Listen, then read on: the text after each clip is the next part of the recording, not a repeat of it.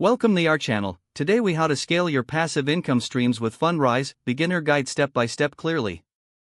To begin scaling your passive income with Fundrise, start by creating an account on their website. Visit the Fundrise homepage and click on the sign up button. You'll need to enter your email address and create a password. Once registered, complete your investor profile by providing details about your financial situation and investment goals. After your profile is set up, you'll gain access to Fundrise investment options.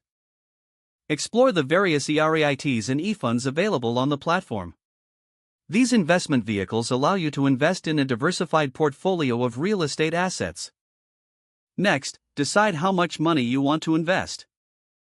Fundrise typically has a minimum investment requirement, often starting around $500. Once you've selected an investment, review the information carefully. Take note of the investment strategy and projected returns provided by Fundrise. It's essential to understand how your money will work for you. After making your investment choice, proceed to fund your account. You can link your bank account or use other funding options provided by Fundrise. Keep track of your investments through your Fundrise dashboard. This dashboard provides updates on the performance of your investments.